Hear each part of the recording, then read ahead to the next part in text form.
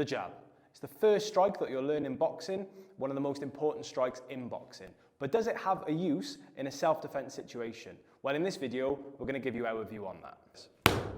So to help us understand if a jab has a place in self-defense, let's first take a look at its use in boxing. And to help explain that, we've got a professional boxing coach. So we use the jab to set everything else. Everything else usually comes after the jab. I would say 80–90% of the times, every other punch, every other combination strategy come after the jab, most of the time. Whether you are orthodox, right-handed, or southpaw, left-handed, the jab, if you don't know anything about boxing, the jab is your lead hand, okay? When you blade yourself, when you are side on, when you're in boxing stand, bam, your jab is your lead hand, okay? That you use to control your opponent, to control the distance, okay? To blind your opponent, to distract him, and then to set, bam, other punches, other more powerful punches. When I throw, probably you are not see behind that fist, and then the second one is coming. So, bam, I'm here, and then, bam, another one is coming, bam, another one is coming. So we are setting the trap. We are trying for our opponent to bite the bait, and then bam! So, distracting the opponent, managing the distance, controlling the range, setting up that power shot. They're all fundamental aspects of boxing. Now, do they apply to a self-defense situation?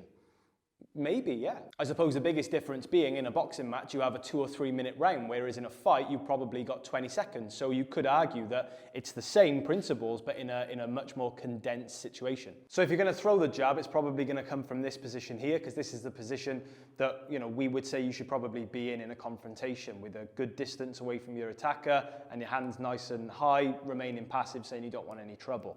If you see the opportunity here to throw that jab, take it. What's the problem, mate? Why can't we talk about this?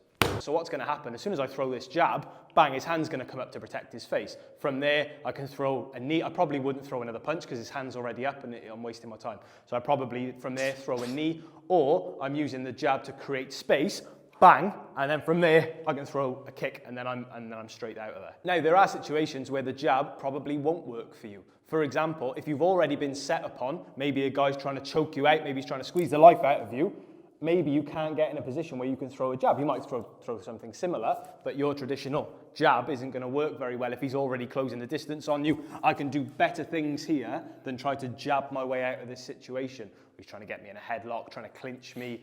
Jabs in at such a close range where he's already come in, close the distance, not going to work very well. There's more appropriate things we can do. Now, you might be saying, why would you throw a jab when you could throw something more powerful, like a cross or an overhand? And yeah, that's a very valid point. I suppose the argument for throwing a jab is it's way more difficult to defend against. I would say almost impossible to defend against. This jab is coming about as quick as the blink of an eye, and the chances of him identifying that that's happening and actually stopping it are very, very, very slim. Whereas if I'm throwing a more powerful shot with my rear hand, he has more chance of moving out the way or blocking it or countering it. And also, it's a setup shot, so I throw that and then it sets me up for other shots here coming down. And guys, I'm 43 years of age. I'm from the 80s. I love Bruce Lee. I love the martial arts movies from the 80s, 90s, right? And Bruce Lee, from a southpaw position, Jeet Kune Do, the Jeet Kune Do guys are amazing from here. Bam! They throw a magnificent jab.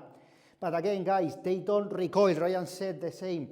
Don't recoil. You don't need to load it. It's not a powerful punch. So you are setting the powerful jab with your jab. The jab don't telegraph it, jab, bam!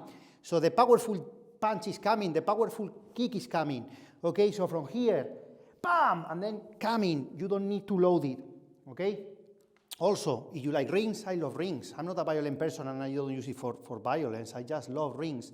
With my ring, I just need to touch your eye for you to feel the pain. So, bam, bam, and then I come there. So, have we convinced you that a jab is useful in self-defense or not? Let us know in the comments. Maybe you think it's useless, maybe you want to prove us wrong. At the end of the day, we're not experts. We're simply sharing with you our own experiences and giving you some options. You may have completely different experiences. Please put them in the chat.